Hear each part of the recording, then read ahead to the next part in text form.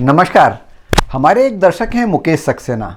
उन्होंने मानसिक स्वास्थ्य से जुड़ी हुई एक समस्या का प्रश्न हमें लिख करके भेजा है। वे लिखते हैं कि विगत 1 वर्ष से उनके दिमाग में नकारात्मक विचार आते हैं, मन में बेचैनी बनी रहती है और कभी कभी रोना भी आता है। वे जानना चाहते हैं कि क्या यह किसी बीमारी का संकेत है। यदि हाँ, तो वे इस समस्या का आयुर्वेदिक समाधान पाना चाहते हैं। तो आइए मुकेश जी के प्रश्न का उत्तर आयुर्वेदिक चिकित्सक डॉक्टर अभिषेक जैन से जानते हैं।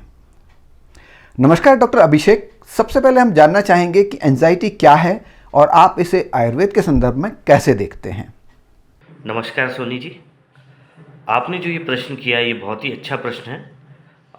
एंग्जाइटी क्या है और इसको हम आयुर्वेद के दृष्टिकोण से किस प्रकार देख सकते हैं। तो एंग्जाइटी जो है ये एक समस्या ऐसी है जो बहुत कॉमन हो चुकी है आज के समय में।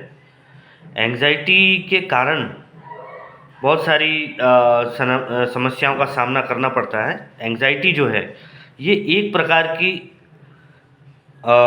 चिंता है, जैसे कि किसी अप्रत्याशित घटना होने की आशंका या डर, कोई भय, यानी कि कोई घबराहट, कहीं पहुंचने की जल्दी, किसी भी कार्य को करने की बहुत अति शीघ्रता। इस तरह से जो एक मानसिक भावना उत्पन्न होती है, मानसिक भावना जो रहती है उसे हम एंग्जाइटी के नाम से जानते हैं। एंग्जाइटी आजकल स्टूडेंट्स में भी बहुत पाई जाती है। परीक्षा को लेकर के एंग्जाइटी होती है, जॉब या नौकरी को लेकर के एंग्जाइटी होती है। बहुत सारी घटनाएं ऐसी रहती हैं। किसी को किसी प्रकार की एंग्जाइटी है, किसी को बीमारी की एंग्जाइटी है, यानी कि मेरे रोग के बारे में कि मैं ठीक हो पाऊँगा या ना नहीं हो पाऊँगा। तो इस तरह से जो ये एक प्रकार की फीलिंग जो आती है उसे हम एंग्जाइटी कह सकते हैं। इसका जो आयुर्वेद में हम देखें तो आयुर्वेद में जो मन होता है, मन के जो गुण 3 बताए गए हैं, जिसमें मन का जो स्वाभाविक गुण है वो सत्व गुण है और रज और तम इसके दोष हैं।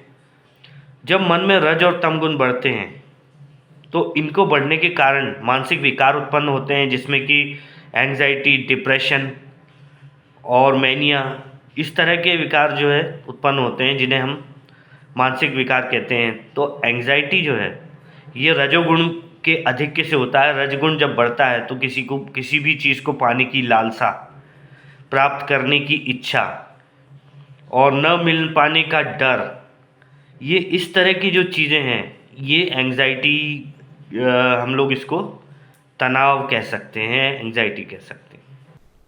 जी धन्यवाद। जैसा कि आपने बताया कि तनाव, उलझन और घबराहट एंजाइटी के लक्षण के रूप में सामने आते हैं, तो इन लक्षणों का व्यक्ति पर किस तरह का प्रभाव पड़ता है। तो जो एंग्जाइटी है वो मन और शरीर दोनों को किस तरह प्रभावित करती है। तो उसमें एंग्जाइटी जो रहती है उसमें जब मन में रजो और तमोगुण बढ़ जाते हैं तो उसके कारण क्या होता है कि किसी भी वस्तु को या किसी भी चीज़ को प्राप्त करने की लालसा अपनी चरम पर होती है और किसी भी वस्तु के खो जाने या नष्ट हो जाने की आशंका बनी रहती है। तो इस तरह की जो एक भावना मन में होती है वो एंग्जाइटी को जन्म देती है, मानसिक तनाव को जन्म देती है, उत्तेजना को जन्म देती है। तो ये जो है, अब इसका मन और शरीर दोनों पर प्रभाव पड़ता है। मन में जो है अनेक प्रकार के विकार उत्पन्न होने लगते हैं, जैसे क्रोध आता है, अनिद्रा होने लगती है, बहुत सारी चीज़ें भूलने लगता है व्यक्ति। और शारीरिक तौर पर देखा जाए तो मन का और शरीर का बहुत गहरा संबंध है। जब ये मानसिक विकार होते हैं तो शरीर में जैसे कि हृदय की धड़कन बढ़ना एंग्जाइटी के कारण, रक्तदाब या रक्त भार जो बीपी होता है वो बढ़ जाता है। इसके बाद जो भोजन का जो पाचन और अवशोषण प्रक्रिया है, जो डाइजेशन प्रोसेस है, वो इसमें डिस्टर्ब होती है। एंग्जाइटी के कारण पाचन भी बिगड़ता है। साथ में हार्मोनल इम्बैलेंस होने के कारण, स्ट्रेस हार्मोन का लेवल बढ़ने के कारण जो है और भी अनेक तरह की समस्याएं, जैसे ब्लड प्रेशर बढ़ना है, शुगर बढ़ना है, ये होने लगती हैं। जो एंग्जाइटी या तनाव या जिस तरह से हम कहते हैं उसमें मन और शरीर दोनों को प्रभाव पड़ता है। जी, जब एंजाइटी के पेशेंट्स आपके पास आते हैं तो आप किस तरह से उनके रोगों का निदान यानी पता लगाते हैं? आयुर्वेद के अनुसार मानस रोगों के निदान में हम लोग सबसे पहले उसका वैयक्तिक जो इतिहास देखते हैं, सामाजिक परिवेश देखते हैं, उसके जो कार्यालय और घर का जो माहौल है वो किस प्रकार का है, उसकी आयु क्या है, उसका आहार कैसा है, उसका विहार कैसा है। आहार विहार अर्थात जब वो भोजन किस प्रकार का कर रहा है और उसका उठना बैठना चलना फिरना या मिलना जुलना किन लोगों से है। इस प्रकार इन पक्षों को ध्यान में करते हुए और साथ में जो है हमारे आयुर्वेद के अनुसार मानस प्रकृतियां हैं, मानस प्रकृतियों के बारे में हम विचार करते हैं, उसका परीक्षण करते हैं, फिर उसकी व्यक्ति की समस्याओं को सुनकर उस पर हम निदान करते हैं। तो इस तरह आयुर्वेद के द्वारा हम ये पता लगाने का प्रयास करते हैं कि इसमें कौन से गुण या दोषों में वृद्धि हुई है, सत्वगुण, रजोगुण, तमोगुण, और इसमें मानस प्रकृति का बहुत बड़ा योगदान है, जो मानस प्रकृति आयुर्वेद में वर्णन की गई है। तो इस तरह हम रोगी का निदान करते हैं। जी, धन्यवाद।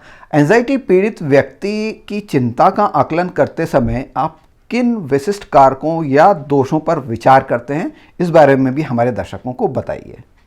देखिए, रोगी का आकलन करते समय मानस और शरीर दोनों दोषों के बारे में विचार करना बहुत ज़रूरी होता है।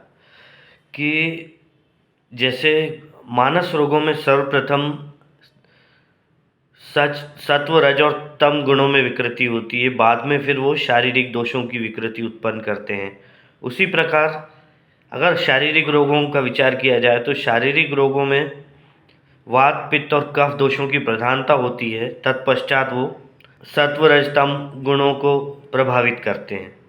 इस तरह से आकलन करते समय शारीरिक और मानसिक दोनों प्रकार के दोषों पर विचार करना पड़ता है और जिसका प्राधान्य हो पहले उसका उपचार किया जाता है। जी, बहुत बहुत धन्यवाद डॉक्टर अभिषेक। आपने हमारे दर्शक की चिंता का एक अच्छा और सरल निदान पेश किया है। दर्शकों, इस वीडियो से निश्चित रूप से आपको भी एंजाइटी से जुड़ी हुई जो समस्या है उसके निदान को लेकर के जो जिज्ञासा थी उसका समाधान हुआ होगा। अगर आप भी किसी स्वास्थ्य समस्या से गुजर रहे हैं और उस समस्या का समाधान किसी योग्य चिकित्सक से पाना चाहते हैं तो आप नीचे दिए गए व्हाट्सएप नंबर पर हमें अपना प्रश्न लिखकर भेज सकते हैं। आप चाहें तो अपनी समस्या का वीडियो भी बना करके भेज सकते हैं। हम जल्द से जल्द उस संबंधित विशेषज्ञता वाले चिकित्सक से संपर्क कर आपके प्रश्न का उत्तर लेकर उपस्थित होंगे। आज की वीडियो में बस इतना ही। यदि आप इस चैनल पर नए हैं तो आपसे निवेदन है कि इसे तुरंत सब्सक्राइब कर लें ताकि ऐसे उपयोगी और जानकारीपूर्ण वीडियोज़ आप तक तुरंत पहुंच सकें। और यदि आप हमारे पुराने सब्सक्राइबर हैं तो इस वीडियो को ज़्यादा से ज़्यादा लोगों को साझा करें ताकि वे भी स्वास्थ्य लाभ से जुड़ी हुई इन महत्वपूर्ण जानकारियों को पा सकें। और इस वीडियो को लाइक करना तो बिल्कुल ना भूलें।